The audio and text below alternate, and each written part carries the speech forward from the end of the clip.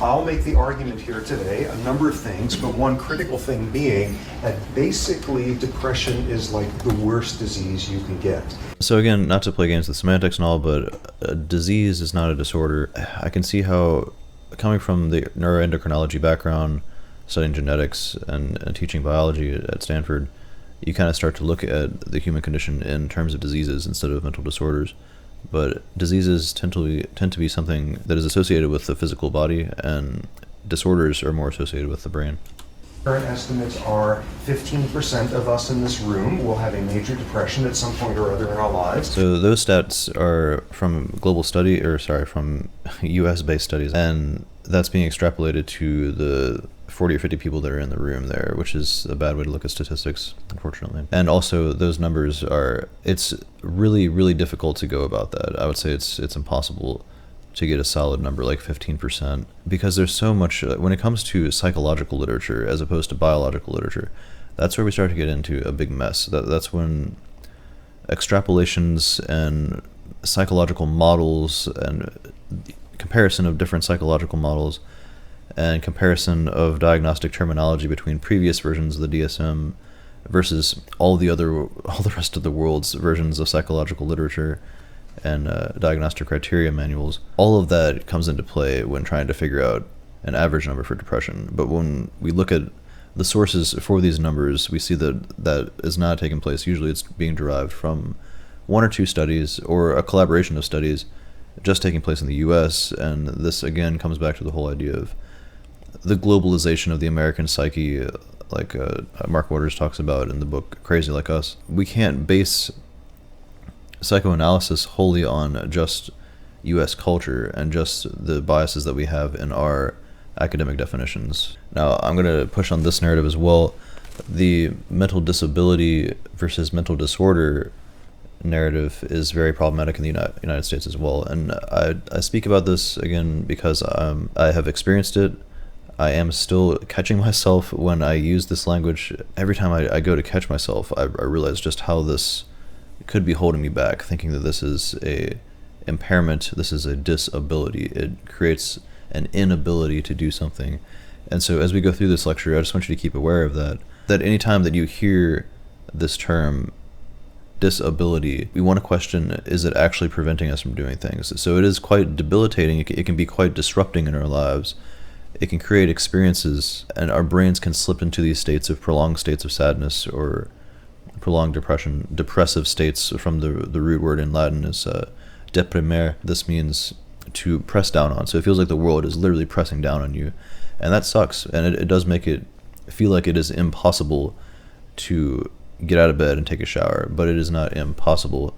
It's just more difficult during these times. And what you also see with people with major depression after a while is it doesn't take something awful externally to trigger one of those again. Okay, so there's that other term. He used the term triggering as if this is a gun in the brain waiting to go off, like a hair trigger on a gun. And this is what the conservative right is making fun of, saying that the woke agenda or whatever, that these people are getting triggered by things, and that there's so much bigotry and ableism and just intolerance and so much hatred coming from that way of perceiving. So that's not what I'm talking about here. I'm talking about this being portrayed from a deterministic perspective, and I want you to also take note of this as we go through. Just remember that Sapolsky is a hard determinist. In his more recent lectures coming from his book Determined, that whole book is about that, and he very much defends the perspective of viewing life entirely through mechanistic means. But people are not meat machines. When we go to classify people in these terms, it can create this seeming legitimacy by which people they become beholden to this. They hold themselves to this label, considering themselves as a depressed individual. And so the next time they encounter an experience that might trigger or bring about similar states, they might indeed feel like it's being triggered and that they have no choice. They're spiraling into this depressed state where they can't do anything about it because that's just how their brain works. And thankfully, we can change the way that our brain works to a very large extent. So Sapolsky used the term, he went through the stages of various types of depression and arrived at the term major depressive disorder. And so this is incredibly rudimentary. This is a really lackluster method of classifying people. The metaphor I use in my own book, The Diagnostic Default, is the sliding scale for pain that we use in a hospital. Hospitalists will ask you, rate your pain scale from 1 to 10. And that's not, like, that's the best we've got. Like, we all know that that's a ridiculous method. The symbols that they show on there is just like a super frowny face, a slightly less frowny face, all the way up to a smiley face. And it's like, if that's how we're measuring introspection, if that's how we're measuring that, like, that's incredibly rudimentary. And the same process takes place in psychoanalysis and psychotherapy. We're asking the patient in those conditions to report on how depressed they are, and if it fits these certain criteria, then they qualify as major depressive, and they have major depressive disorder. And it's incredibly rudimentary. That's incredibly understudied, and yet we're incredibly hubristic and overconfident in the way that we're going about analyzing people in this way. The individual reporting on this will be in the mindset of, now is the time to talk about myself in the worst possible way I can express it, because I'm talking to a therapist. So I need to tell the therapist every possible bad experience that I've had, and that negates all the good ones as well. That's one problem, but it also hyperfixates the patient on all these bad things, and so they may accidentally exaggerate, or they may just pull from all the past examples throughout their entire life, and then the therapist adds all those up and says this is major depressive disorder. I mean, there are questions that are concerning strategies that the patient is using to mitigate this, but those tend to be very lackluster as well. By definition, we are feeling some version of grief. Often we start obsessing at that point over some miserable thing we did to somebody 12 years ago and sort of despair in that. When you're talking about major depression, the grief and the guilt can be so severe that it actually takes on a delusional quality. Okay. Right. So all of those symptoms, quote unquote, that he listed there can be mitigated with CBT. This is all limiting beliefs. These are all thoughts that can be caught, and they can be arising if we don't practice mindfulness or self-awareness, if we don't have any of these previously established strategies for managing and mitigating unwanted thoughts. Now again, that starts to sound like ableism. That starts to sound like you can just think your way out of depression, and of course it's not that simple. Everything is exhausting. It's exhausting to do stuff. It's exhausting to think stuff. You were there and you can't do the laundry because where's the basket? And you got to find change for the machine, and you got to go get detergent, and it's too much. Everything he listed there were just challenges. Those are seeming obstacles. Like, it seems like everything is against us. The world is on our shoulders, and indeed pressing down on us. It can very much make us feel like these are obstacles that we can't get past. And they're more salient to us. They're more in our salience landscape than they would be previously if we were more positive or feeling less depressed. Everything is too much, and you fall into this paralyzed state. Something very interesting in that regard. You get someone who is severe. And of course, Sapolsky doesn't mean literally paralyzing here, but the tendency to gravitate towards the most extreme language. This is called the extremism fallacy, I think. This happens really commonly. It's like, I absolutely hate green beans. Like, no, you don't hate green beans. You just don't like them very much. You know what I mean? Like, this is extremely common, and unfortunately it is offensive to people who are actually paralyzed and immobilized in life. And it's amazing that we can just make those leaps. It's just an extreme form of describing suffering. That suddenly they got the energy to do something catastrophic. That's when people are on suicide watches, when you have clinicians who are oriented well. Next, something really Right, that's a really good point. That's the right way to go about psychotherapy, I believe. These safety measures need to be taken. And so what I'm coming from is more of just questioning this process and the diagnostic process. But the self-care process and the suicide watch, the whole point of having these support hotlines and all this, that's incredibly valuable and needs to continue. I will make the argument throughout here that depression is as real of a biological disorder as is juvenile diabetes. And you don't sit down a diabetic and say, oh, come on, what's with this insulin stuff? Stop babying yourself. Okay, so that's exactly what I'm talking about. Diabetes is very, very different than depression. You can't do anything about diabetes other than changing diet and taking medicine. You can do something about depression. And when we talk about it in this way, again, this is so important to emphasize, I believe. When we give people the language of psychological diagnostic terminology like this, and these listing of criteria to insinuate that you meet that medical diagnosis, it implies that you can't do anything about it. It encourages people to think that there are no strategies. This is a fully reductionist, fully deterministic model. Put together, you will see this is just as much of a biological disorder. Part of what makes that clear. And there's another slip of this is just as much of a biological disorder, but diabetes is a disease, not a disorder. There's a structure and architecture to how we sleep, sort of 90-minute cycles as you go through the different phases. You look at the brain of somebody with depression while they're sleeping, and these different phases are completely disordered. The whole structure. There's a logical fallacy for this way of thinking too. It's affirming the consequent. If X, then Y, and then Y, therefore X. They're depressed, so they're having sleep problems. It's not that they're having sleep problems and this predisposes them toward depression. And there's also 1,000 other reasons why sleep might be disordered, and he also mentions appetite loss. Once all of these major pillars, sleep, diet, and exercise, once those start to become disrupted, they can all start a domino effect where one affects the other and then the other affects the next. And this leads to cycles of spiraling, and it can lead to, indeed, these situations where we have this prolonged depressive state. What you have instead is somebody whose body is blasting through their overactivated stress response, this enormous battle, all of it going on internally. Okay, so that's also really important. What do we do when we see these incredibly disordered stress responses, all these defense mechanisms and biological fight, flight, or freeze, or fawn symptomology coming up? So ideally, people would have the tools available to latch on to what Viktor Frankl was talking about with the whole between stimulus and response, there is room for a choice thing.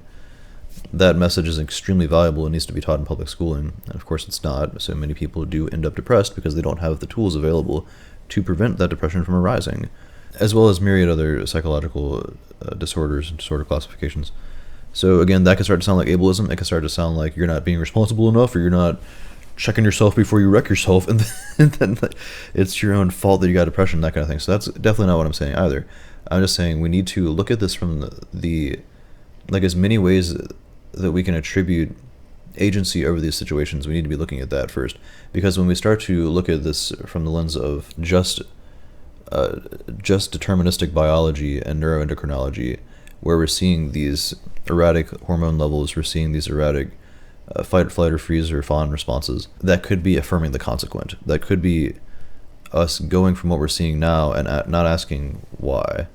And then, of course, when we do go to ask why, the psychologist, a child psychologist, comes in and only runs tests or ACE scores and other tests to determine the negative aspects of a child's life, and doesn't ask about how they were taught how to mitigate these fight, flight, or freeze responses.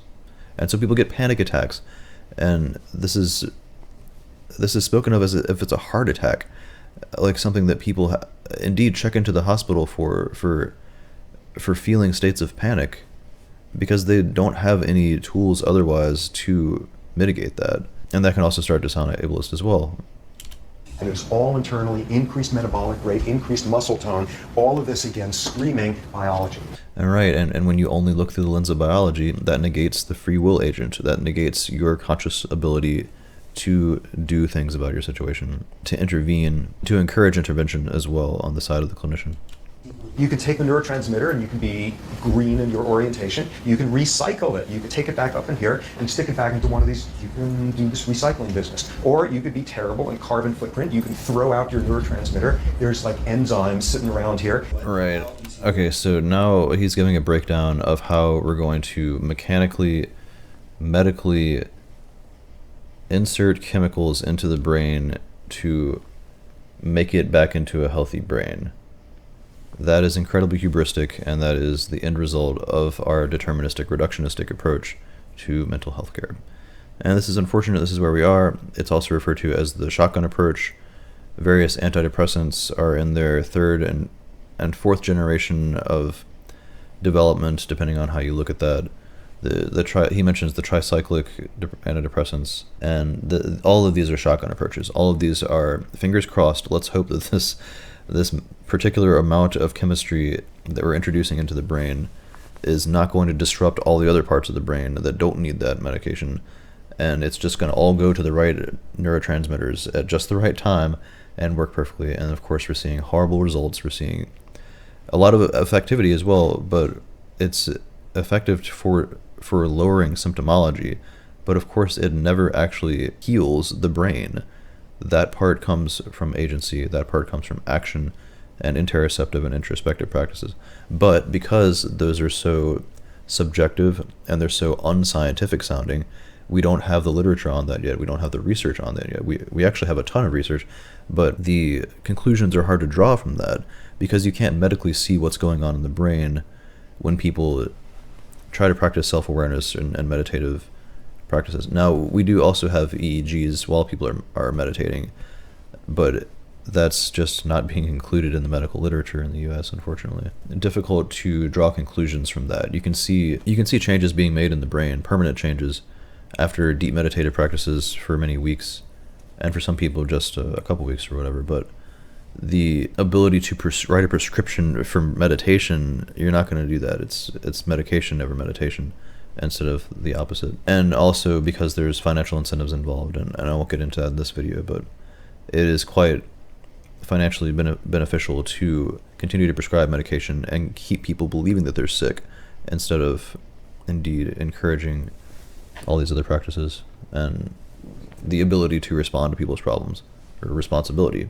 And then saying that makes me sound like an ableist. It's the reuptake, increased serotonin signaling, and then what's your hypothesis? Ooh, you give somebody a Prozac SSRI, they feel better. I bet you there was too little serotonin. Right, so the idea is that people are deficient in serotonin, and fortunately this narrative is beginning to phase out. At least in the literature, in the public, this is still being used wildly. The idea that I have a chemical imbalance. So there's no way to prove that you have a chemical imbalance. There are many tests that we can do that are based on a human standard, and those can't parallel to individual brains. Now, you could use the method of, again, this is like, even if you were to do this with a particular person over all the years of their life, get chemical samples and do spinal tap. It requires a spinal tap to get dopamine and serotonin levels out of a person's brain, and this method only shows 20% effectivity. So you might get what you think is a correct measure, and it could still be off for myriad reasons. And again, even if you were to do this over time, seeing that a person's chemistry is dipping off when they hit adulthood or something, that still doesn't mean that the right method is to inject more of that chemical externally. Obviously, the best method is to try and balance diet, sleep, and exercise, self-awareness, mindfulness, and look for ways to establish that or get that chemistry back up to where it needs to be. And then, if that doesn't work, then choose medication. And even then, your patient's likely to become dependent on that. Everything else, you could have an obsessive need to keep your utensils perfectly symmetrical and obsessively wash your hands 8 hours a day. Obsessive compulsive disorder, that's helped by SSRIs like Prozac as well. Whatever it is you are just perseverating over like mad, increasing serotonin signaling can help.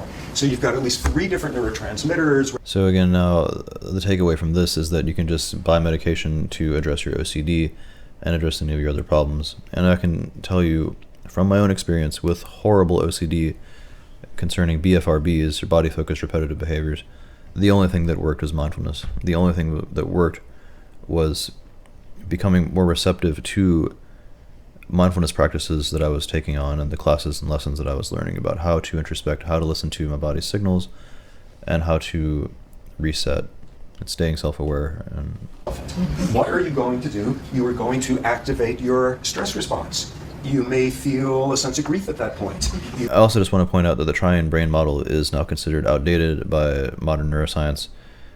If you want more information on this, I recommend the book How Emotions Are Made by Lisa Feldman Barrett, or just watch any of her lectures on the triune brain model. You think about the inevitable mortality of your loved ones, you think about whatever, and suddenly your body does the exact same thing as if you were gored by an elephant. So this is what Sapolsky gets into in the book, Why Zebras Don't Get Ulcers. I loved that book. It was a wonderful read. If you want to take the triune brain model seriously, what he exemplified there with the kind of making fun of the cortex region, talking about how it does the taxes and all that, or how it decides between punk rock and Beethoven, that's definitely not all it does. That cortex, neocortex and prefrontal cortex, That is how you escape depression. That is how you conquer all of these other unwanted, undesirable emotional states and experiences. That's where the decisiveness comes in. That's where the agency and free will comes in. But if you don't believe that those are things, or I should state, if you have been trained for decades to only see through the lens of reductionism and determinism and biology in this way, you're going to glaze over that ability. You're going to glaze over the feedback mechanisms that occur from the cortex to the limbic system and the primal instincts and all And this. the feelings, the abstract sort of depressive stuff there, and this part of the brain is able to make the rest of the brain go along with it as if this was an elephant goring. That's a completely reductionist way of thinking about that. Like, those are where the feelings are, yeah, but the feelings are also in the amygdala and in the rest of the reptilian brain in this model. So yeah, I really love this book. I love reading Determined as well. The reason that humans get ulcers and zebras don't is because we can indeed get caught into these depressive loops. We can get caught into chronic illness like my Crohn's disease that can indeed be exacerbated by stress, that can indeed be quote-unquote triggered by stress. And I have noticed this after my 20 years of dealing with this disease.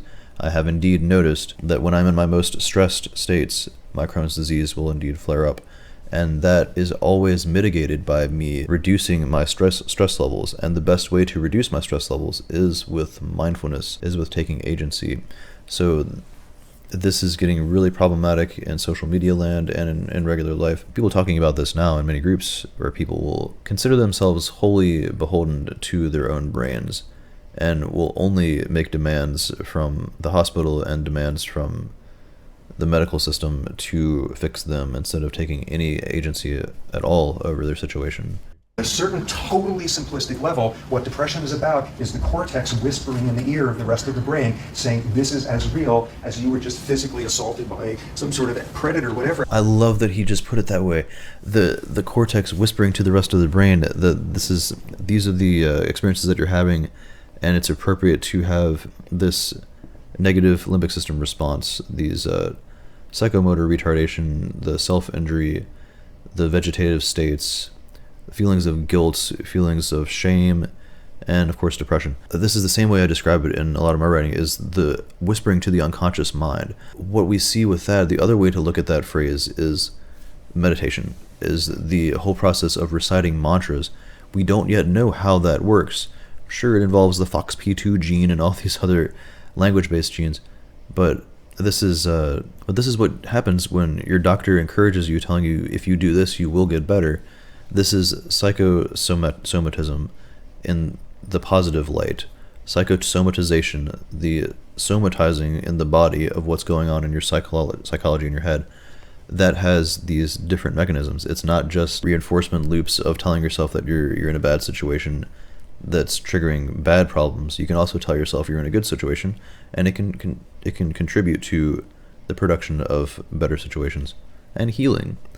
The placebo effect is incredibly profound and powerful, and apparently, according to studies, is more effective than SSRIs in relieving depression and anxiety. It's incredible that the major studies in this are showing around 70% success rates with placebo and sugar pills versus 50%, 40 to 50% on the SSRI. And this is also metadata. A lot of this research I've done myself, and I've also looked at metadata of all the studies to get these averages, because there are conflicting averages in this regard.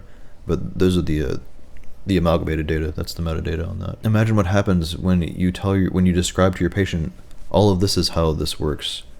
You're in a world where your brain can trigger horrible things, and these horrible situations and experiences can occur, and you have very little power over it.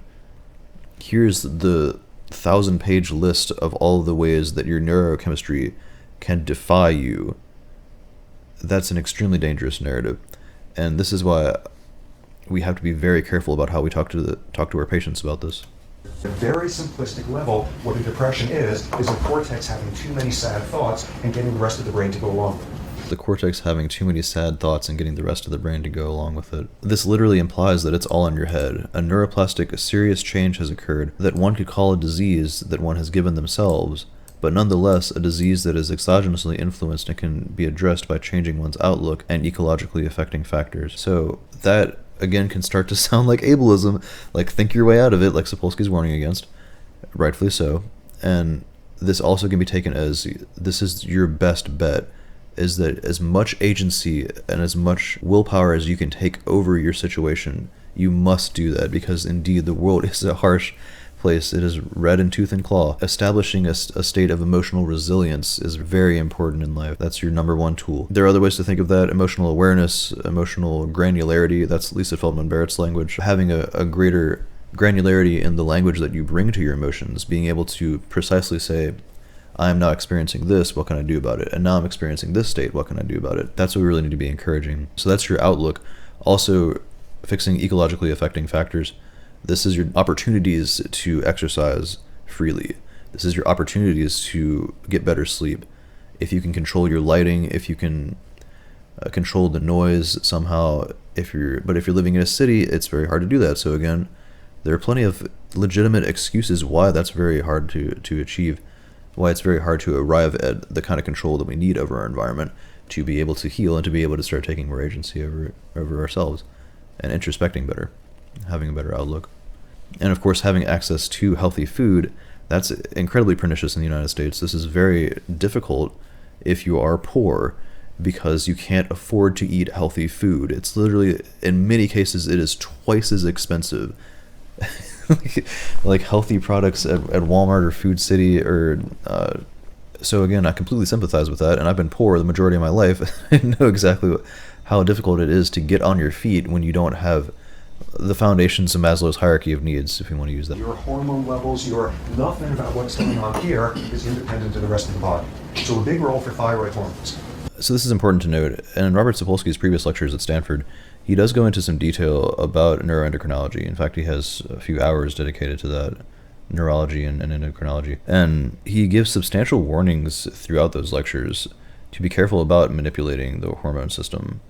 Because, I mean, he describes in great detail how delicate our hormone chemistry is and how dependent we are on keeping an internally consistent regulation, an allostatic regulation, if you want to use that term. This is a homeostasis and also neurostasis, so allostasis. Keeping all that balanced as it is for that particular individual is very important. Yet when it comes to depression, when it comes to psychological disorders, we kind of start to hear a different story. It's more so being spoken of, yes, this is the time when it's appropriate to begin altering hormones.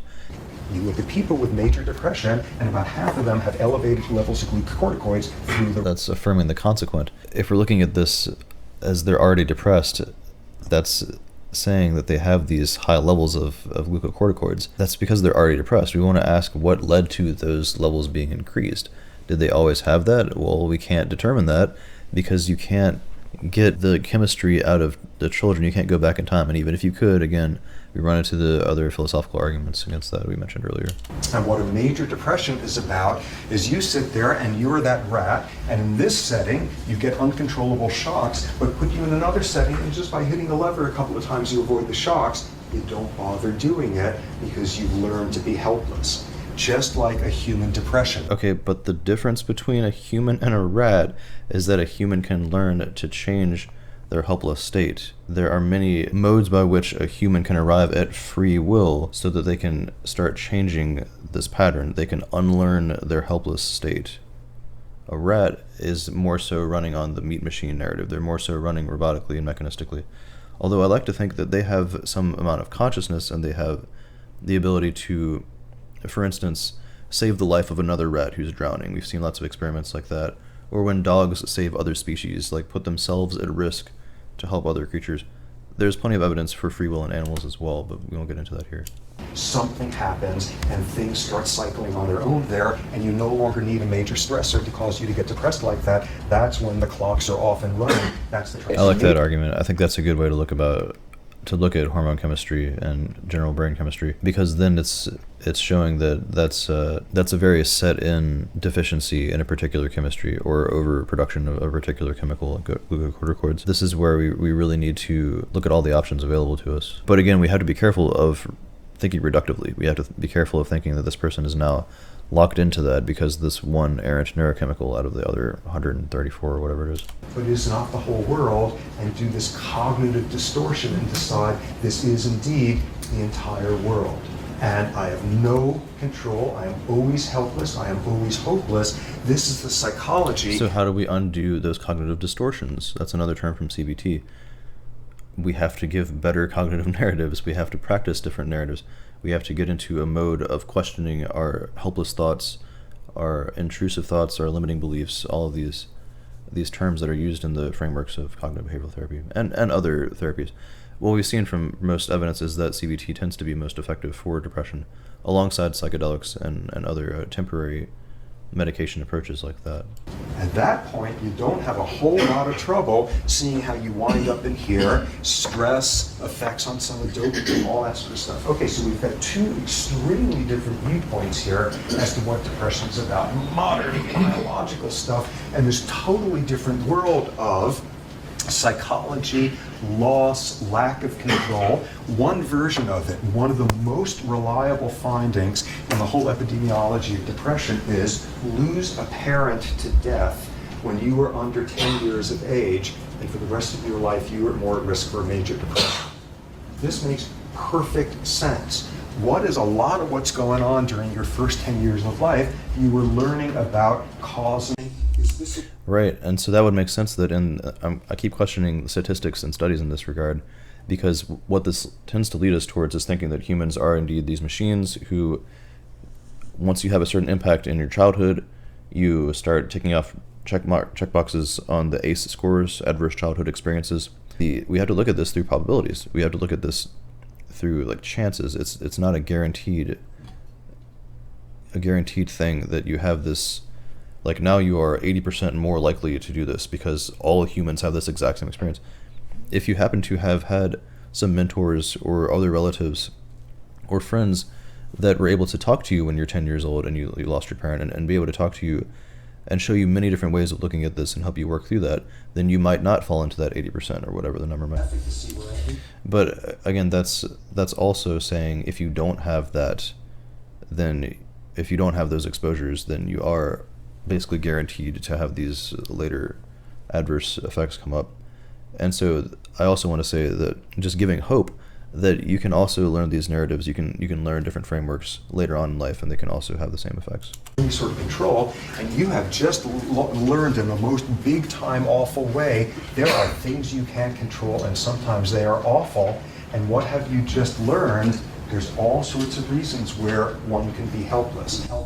Right, and that's where we have to teach children how to not fall into these learned helplessness states. So that's a function of society, that's a lacking in our education systems, and that's a function of the lack of integrated, probably the absence of relational regulated communities, like Joseph Henrich talks about in The Weirdest People in the World. If we had more connected communities where we were able to go to multiple adults and multiple friends in a very tight-knit, close relational group, perhaps we wouldn't be seeing such problems. And indeed, the United States is one of the most depressed and anxious countries in the world. You're that much closer to this edge of this learned helplessness cliff for the rest of your life. Extremely powerful model here of that. You're that much closer to this learned helplessness cliff, implying that once you fall off that cliff, you literally have a mountainous effort to come back up out of that. And this is also described by other neuroscientists as kind of like this shape, like a U shape, and you sink down into this middle path, like the bottom of a trench, and you have to try to get your way back up. And this is a very tricky metaphor. Like, it can feel like that, but that's really dangerous to talk about it that way. Because you can indeed have breakthrough moments with psychedelics or with giant retreats where you go for a couple weeks or even a month and meditate in the mountains. Like, these are major impacting events on the very malleable brain that we have.